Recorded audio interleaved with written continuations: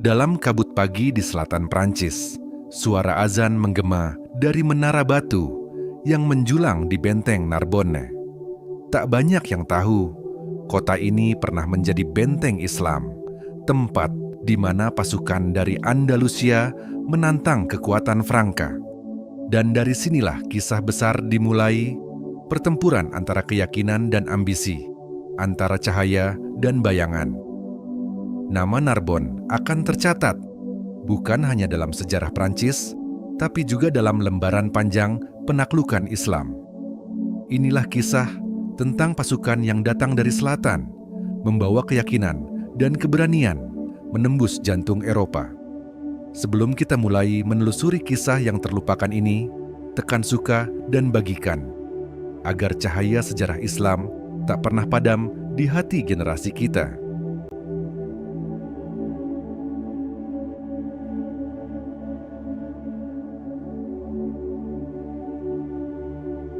Kabut pagi turun di lembah Aude, menyelimuti dataran selatan Galia yang kini dikenal sebagai Prancis. Di balik kabut itu, tampak barisan pasukan berkuda datang dari arah selatan, membawa bendera berwarna hitam dan hijau. Mereka adalah pasukan dari Andalusia, dipimpin oleh seorang jenderal yang disegani, Abdul Rahman Al-Ghafiqi. Langkah mereka membawa pesan dari selatan tentang kebangkitan Islam dan perluasan peradaban hingga ke jantung Eropa.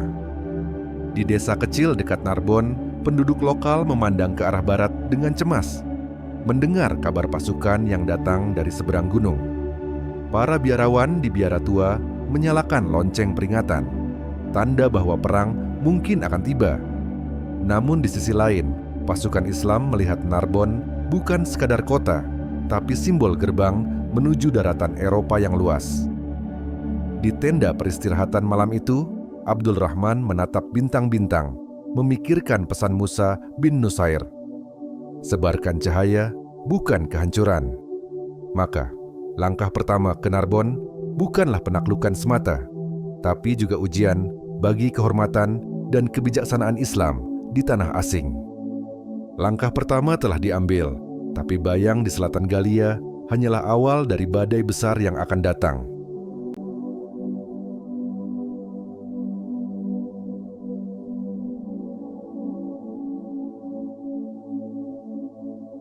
Malam di Narbonne terasa berat, seolah dinding batu kota itu menyimpan rahasia perang yang belum terungkap. Di dalam benteng, prajurit Galia berjaga tanpa henti, memandang ke arah selatan dengan tatapan waspada. Narbonne bukan sekadar kota, tapi simbol pertahanan terakhir antara dunia Islam dan Kristen di selatan Prancis. Abdul Rahman Al-Ghafiqi memandang dinding kota dari kejauhan, matanya menilai celah dan kekuatan musuh di setiap sudut.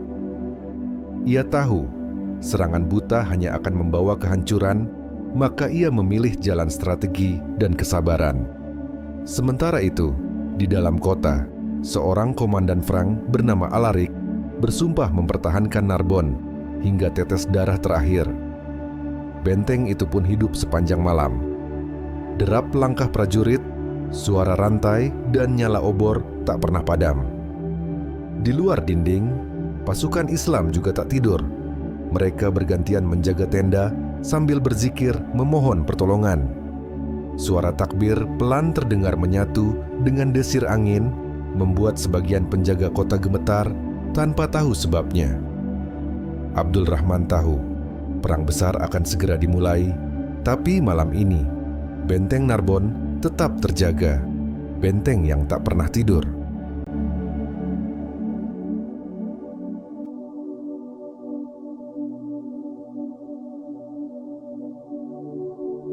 Fajar baru saja menyentuh tepian Narbonne ketika kabut tipis menggantung di atas sungai Aude. Abdul Rahman berdiri di tepi bukit, menatap ke arah sungai yang menjadi garis pemisah antara dua dunia. Di seberang sana, pasukan Frank sudah berjajar, mengenakan zirah berat dan perisai besar bergambar salib. Dentang logam dan derap kuda terdengar dari kedua sisi, menggetarkan tanah dan hati mereka yang berdiri di garis depan. "Jangan takut pada jumlah mereka," seru Abdul Rahman lantang. "Allah bersama kita, sebagaimana Ia bersama para pejuang di Andalusia." Teriakan takbir menggema, menembus kabut dan menyatu dengan dentuman jenderang perang dari pihak Frank. Pertempuran pun meledak di tepi sungai Aude. Pedang bertemu perisai, tombak menembus dada, dan air sungai berubah merah.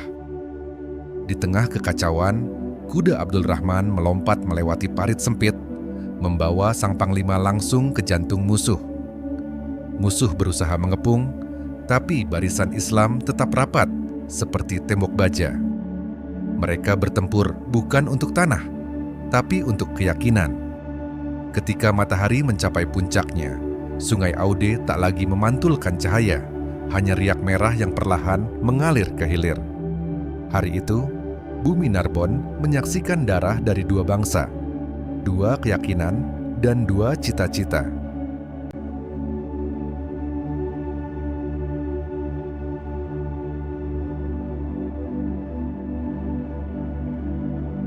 Cahaya malam turun di atas dataran Narbonne, meninggalkan jejak pertempuran yang belum benar-benar usai. Abdul Rahman berjalan di antara barisan pasukannya yang beristirahat, wajahnya disinari cahaya obor yang bergoyang lembut. Ia tahu besok bukan sekadar lanjutan pertempuran, tapi ujian strategi, ujian antara bayangan dan cahaya. Besok kita tak akan melawan kekuatan mereka, tapi ketakutan mereka, katanya kepada komandan sayap kanan, Khalid Al-Andalusi. Malam itu, rencana disusun dengan saksama. Pasukan utama akan bersembunyi di balik lembah, sementara detasmen kecil menyalakan ratusan obor di bukit timur. Sementara itu, pasukan Frank di sisi lain berkemah dengan rasa was-was, takut akan serangan malam dari pasukan Islam. Ketika fajar hampir tiba, lembah Narbonne tenggelam dalam kabut tebal, dan itulah saatnya bayangan bergerak. Abdul Rahman memberi tanda, dan suara takbir pecah dari arah timur, menggema seolah datang dari ribuan prajurit. Musuh terkejut, mengira pasukan besar datang menyerang dari arah matahari. Mereka meninggalkan posisi, berlari ke sisi bukit. Namun saat mereka tiba, tak ada apa-apa di sana, hanya obor yang menyala di tanah. Dan dari belakang lembah, pasukan Islam menyerbu dalam formasi rapat. Benturan pun terjadi dengan keras. Tapi kini pasukan Islam memegang kendali penuh atas arah serangan dan waktu. Di antara bayangan dan cahaya fajar, kemenangan mulai berpihak pada mereka yang bersabar dan cerdas dalam membaca medan.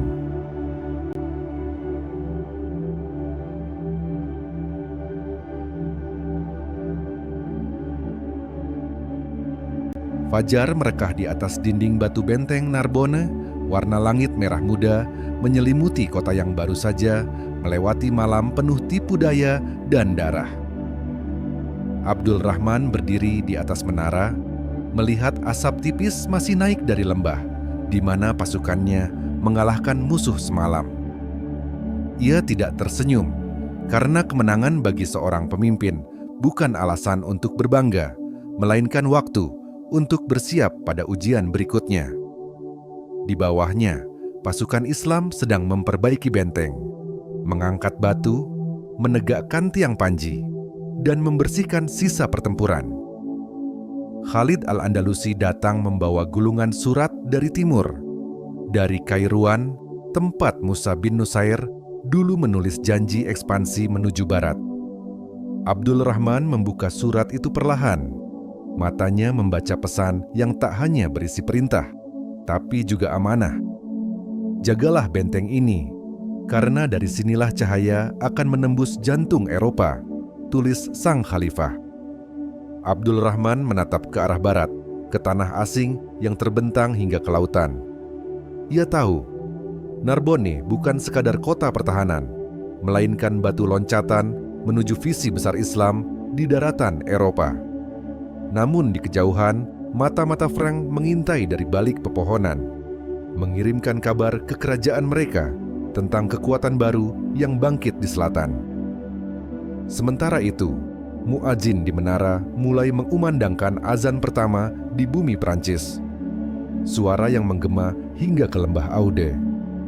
Suara itu menjadi tanda bukan hanya dari kemenangan, tapi dari awal bab baru dalam perjalanan Islam di Eropa.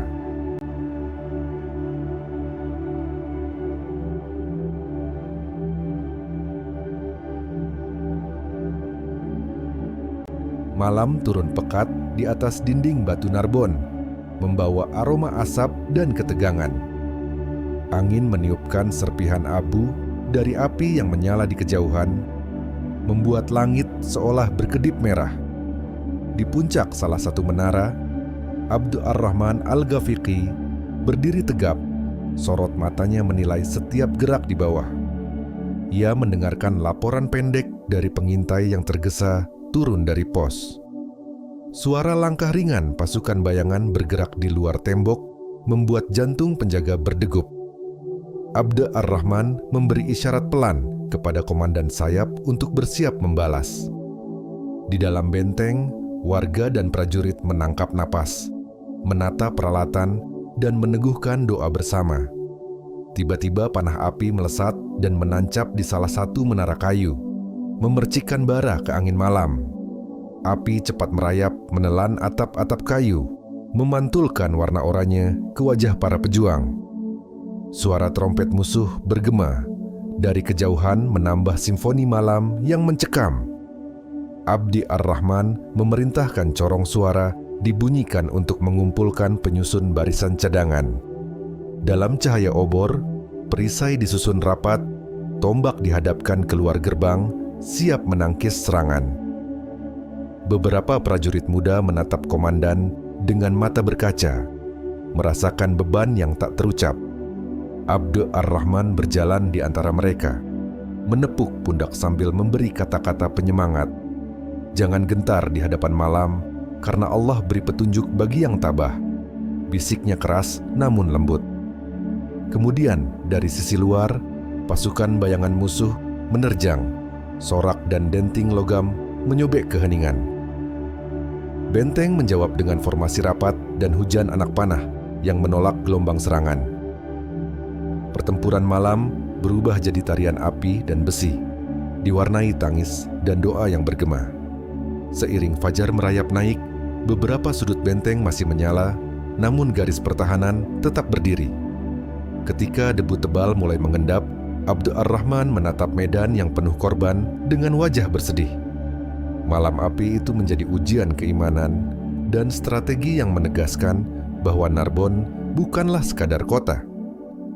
Dan di balik asap yang menghilang, janji dari timur semakin menguat di hati para penjaga benteng.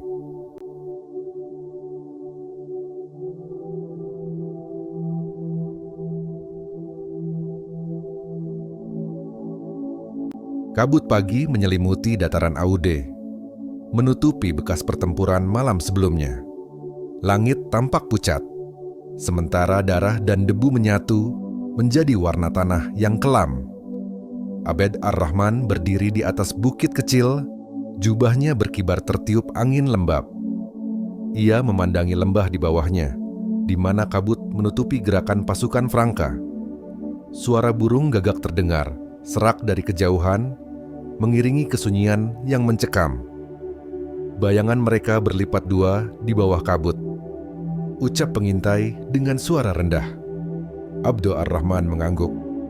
Matanya tak pernah lepas dari kabut yang bergetar.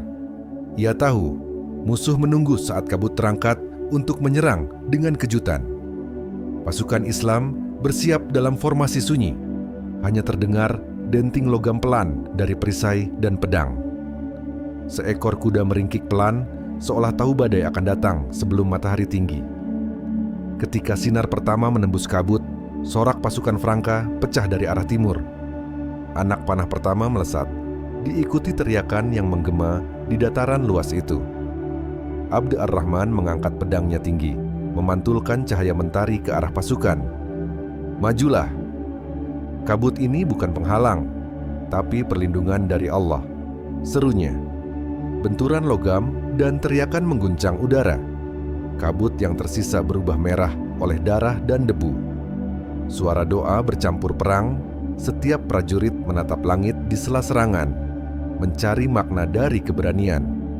Ketika siang menjelang, kabut pun lenyap, memperlihatkan medan luas yang kini sunyi. Abdu Ar-Rahman menatap langit biru yang bersih, menyadari bahwa kemenangan bukan hanya soal darah, tapi tentang ketabahan dalam bayangan kabut, di mana iman menjadi cahaya yang memandu arah. Buastin wemkapuan berarti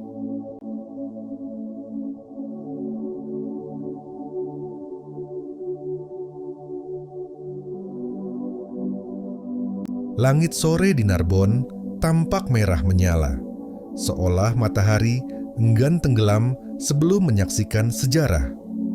Abd Ar-Rahman berdiri di menara benteng, matanya menatap ke arah dataran luas yang berkilau oleh debu perang. Ia tahu, pertempuran berikutnya bukan hanya soal kekuatan, tapi soal keteguhan hati.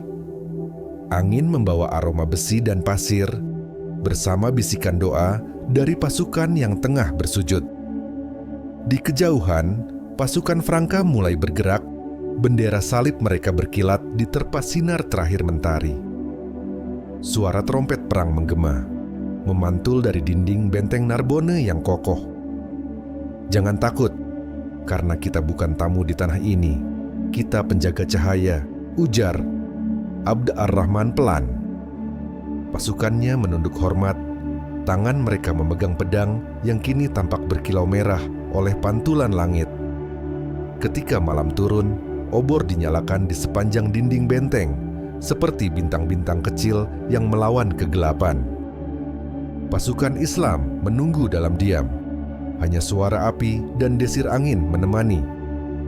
Abd Ar-Rahman menatap langit, seolah berbicara dengan bintang-bintang tentang makna perjuangan. Tiba-tiba dari kejauhan, cahaya api besar tampak menyala di horizon. Tanda serangan mendadak musuh. Bangkit, Narbonne memanggil kita sekali lagi. Teriak sang komandan dengan suara menggetarkan benteng. Dentuman tambur terdengar, ritmenya berpacu dengan detak jantung para prajurit. Langit Narbonne yang membara kini menjadi saksi kesetiaan yang tak tergoyahkan.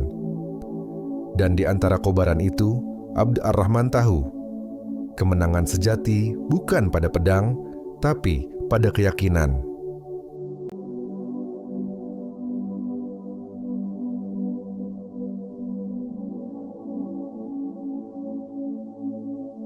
Subuh itu, Narbonne dipenuhi kabut yang menyembunyikan luka semalam.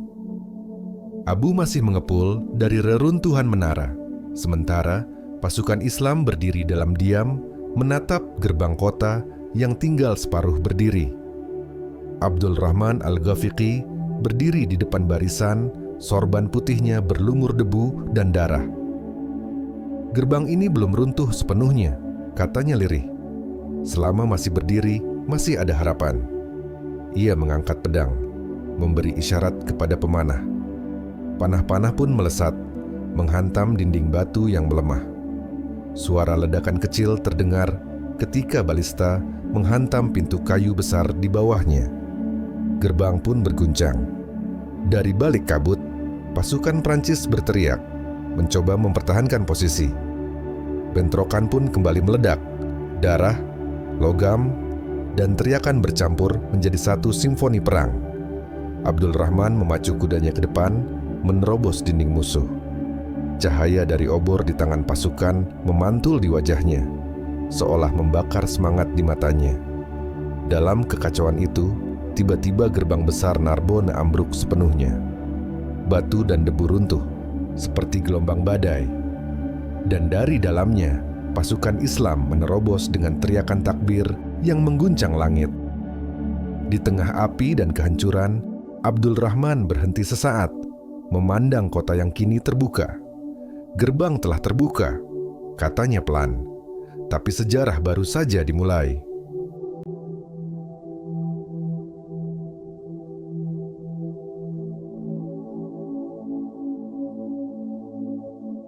Angin pagi berhembus lembut di atas reruntuhan tembok Narbonne, membawa bau abu dan baja yang membekas di udara.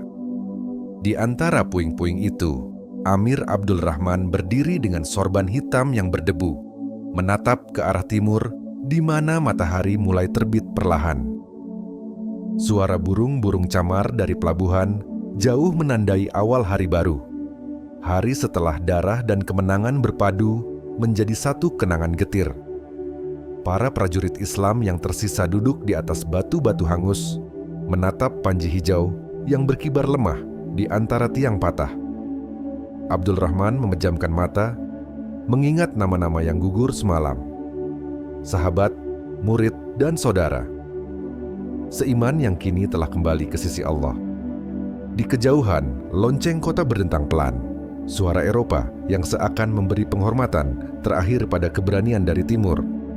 Islam tidak pernah pergi, gumam Abdul Rahman lirih. Ia hanya berpindah dari pedang ke hati. Ia lalu menurunkan panji itu, melipatnya perlahan, dan menyerahkan kepada seorang prajurit muda untuk dijaga. Sebagai simbol bahwa perjuangan belum berakhir. Langit Narbonne perlahan berubah terang, seperti doa yang diucapkan ribuan lidah di seluruh Andalusia, mengiringi nama-nama yang gugur di tanah asing. Narbonne mungkin jatuh, tetapi semangat Islam di Eropa telah menulis bab abadi dalam sejarah dunia.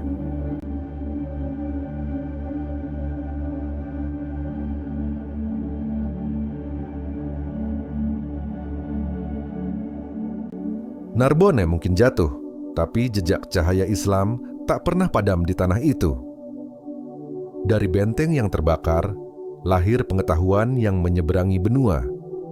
Sejarah bukan hanya tentang kekuasaan yang hilang, tapi tentang cahaya yang tetap hidup di hati manusia. Jika kisah ini menyentuh jiwamu, nyalakan dukunganmu, tekan suka, bagikan, dan terus temani Lentera Dunia menelusuri jejak peradaban yang tak pernah benar-benar hilang.